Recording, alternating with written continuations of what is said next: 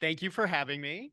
It's been a great meeting. It's great to see people from different fields coming together and talking about exciting things. Eric gave a pretty good introduction to what I'm going to talk about yesterday, as did Aaron, kind of a melding of the two. Um, the other thing I'm really excited about is this work I'm going to talk about today was the thesis of Allie Hughes, who's not here today. She graduated and took a job in industry, but because of this, she never really got to talk about her thesis much. So here's my ode to Allie and all of her hard work. So I'm going to talk today about identifying globular clusters in the local universe, and I'm going to use Centaurus A as an example. We've all heard of Centaurus A. It's kind of the nearest big elliptical S0-ish galaxy. If you Google Centaurus A, you see this little image on Google down here. And what our group has done, and I think Berchin will talk about this a little after me, is we've done deep Magellan megacam imaging out to about 150 kiloparsecs around Centaurus A. And this, what you're seeing here, is not low surface brightness light. This is a map of individual red giant branch stars in the halo of Centaurus A. And what's popping out here is stellar halo formation.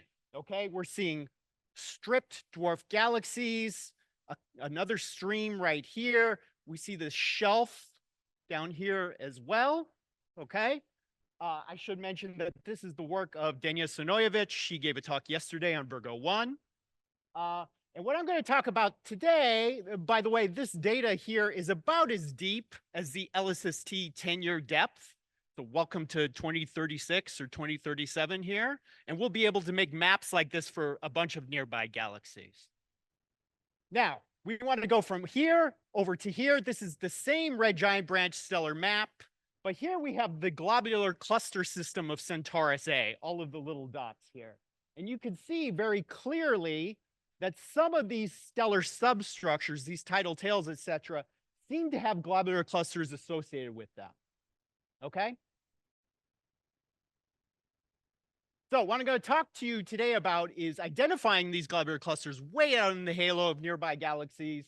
For this project, we use a combination of high-res ground-based data, this really deep Magellan megacam data I talked about. It's all about 0.6, 0.7 arc-second seeing.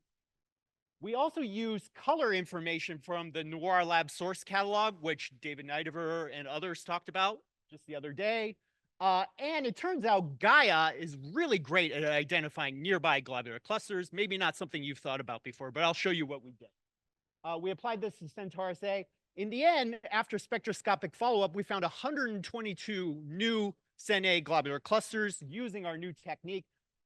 All of these stellar globular clusters outside this core region are all brand new, found through this project. So here's just a quick flash of the instrument we used to make that background stellar map showing the substructure around Centaurus A. Here's a clearer view, clearer view of that map. Again, this was led by Denia in the back row there several years ago. It doesn't feel that long ago. I think I'm getting old. Okay. I do want to put in one plug because I heard about Roman the other day, and I'm actually quite excited about doing a big survey of the Centaurus A halo with Roman and its WFI instrument. Here is the approximate Roman field of view. So if you know where stellar substructures are in nearby halos, you could plan your Centaurus A program. Of course, what I really want to do is tile the entire halo of Centaurus A. That will get you a lot of things. All of the dwarfs down to an absolute magnitude of -4. A full stellar halo mass estimate, something that's virtually never been done before. Complete globular cluster identification, 3 magnitudes below the peak of the GC luminosity function. Again, Roman's going to enable things that have just never been possible before. Some of the work we've done here, and I'll go through this very quickly, we've been able to measure the satellite luminosity function of Centaurus A. Again, this was led by Denia in the back row. At the start of this project, though, there were 557 confirmed globular clusters around Centaurus A. They were all within this central region here. but estimates were that there were 1,500 to 3,000 globular clusters in total. There are a number of reasons why you want to find these globular clusters. They're bright, compact, they're amenable to spectroscopic follow-up, as Aaron mentioned earlier. That means you could use them as a tracer of the underlying stellar halo, its extent, its metallicity by measuring their colors, etc. The kinematics themselves allow you to measure the mass of Centaurus A or your nearby galaxy. And you'll see that we're going to actually use the GCs associated with specific stellar substructures as well to provide further constraints. Okay, so this region out here, completely unexplored before this program, but you could compare it to what we've known about M31, okay? There's this great survey, the PANDA survey, which made an equivalent red giant branch map of M31. You can see there are actually a bunch of globular clusters in the outer halo as well, often associated with stellar substructures, just like we'll see in Centaurus A. Okay, so what do? We use this Pisces program, this Magellan Megacam program I've just been telling you about, along with Gaia DR2 data. Of course, if we did this today, we'd use Gaia DR3. And the NOAO source catalog at the time. I don't want the NOIR Lab police to get me. But now it's called the NOIR Lab source catalog. And we use all three of these to get our globular cluster candidate list. So first of all, we took a set of globular clusters that were already known in Centaurus A, and we ran them kind of through these metrics. So first of all, one technique for finding globular clusters is to basically use two apertures, right? So a globular cluster has some extent. It's a few parsecs in size, so it's a little bit bigger than a typical PSF, say.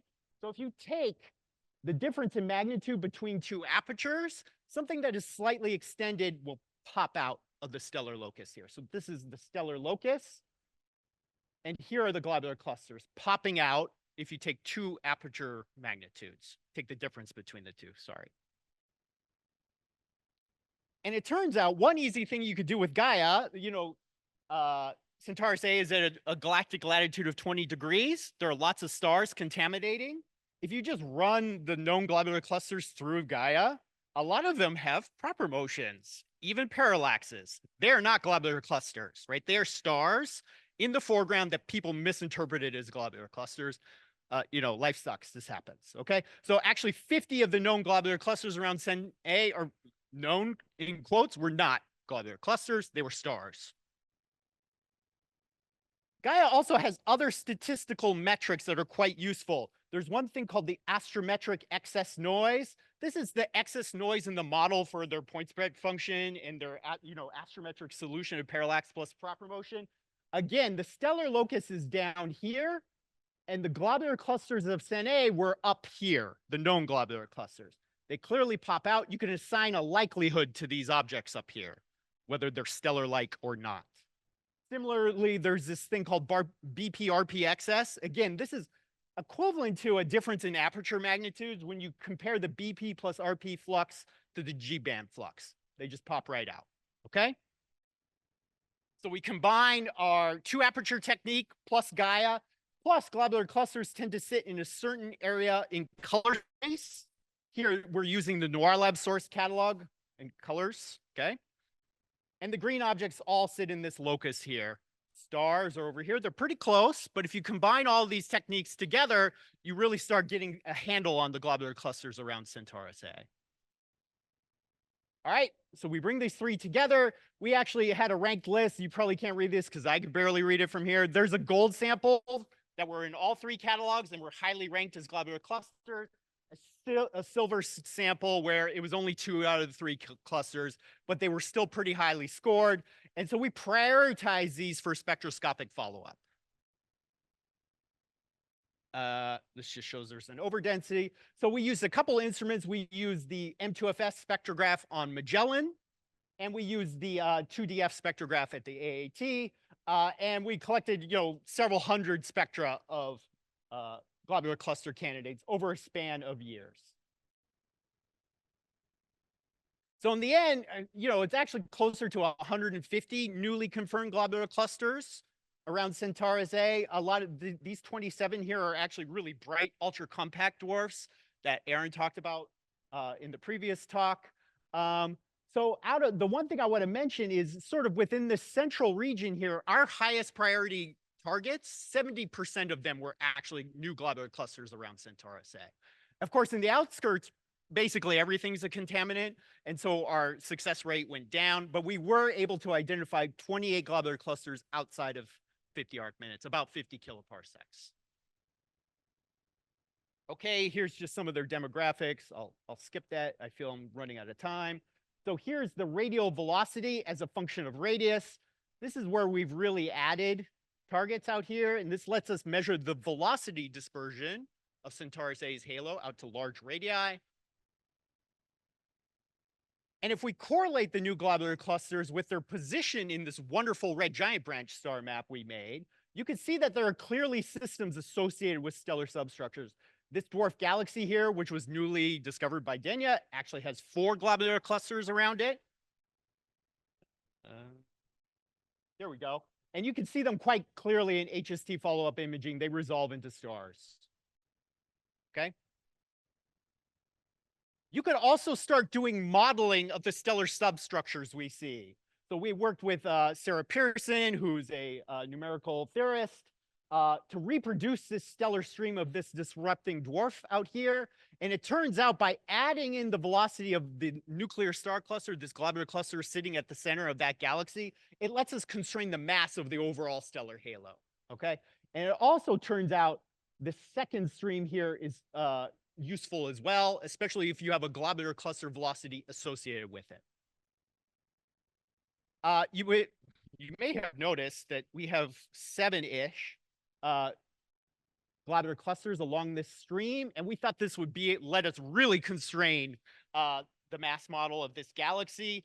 It turns out all of the stream models and our velocities are not very good. Well, they're good, but they're not great. It turns out we weren't able to constrain different models of the dark matter halo profile of this galaxy, for instance. Okay, I could skip this because I know I'm out of time. We were just able to measure the total mass of the Cen-A halo. So where do we go from here? What can we do with this new globular cluster finding technique and these cool RGB maps that, people like Eric Bell and I are trying to make now, but also will be around 12 years from now in the 10-year LSST depth? Well, there are systems with data like this now. Abel 2403, NGC 2403, sorry, has a stream-like feature here, along with several globular clusters. Here's a brand new red giant branch map of NGC 300. It's an LMC analog at 2 megaparsecs. There's a clear stream here, some shells of again, these are individual red giant branch stars. And there are clearly globular clusters sitting in the halo of NGC 300, which is typically known as like a pure exponential disk galaxy. Here's a M82 map, or sorry, AM81 group map from Eric Bell's group, where you could do the same sort of thing. I believe they've begun this. And if you just look with the Gaia sensitivity kind of in this range, 19 to 21st magnitude over the next few years, right? There are many, if you look at the absolute magnitude, typical absolute magnitude of a globular cluster, this lets you go out to about 5 megaparsecs. And there are, dozens of galaxies we can do this sort of analysis for. If you want to get ambitious and start looking at the Virgo cluster in this way, even with this Gaia technique, you could find the brightest globular clusters using astrometric excess noise, etc. Okay, that's all I have for today. Any questions? Thank you again.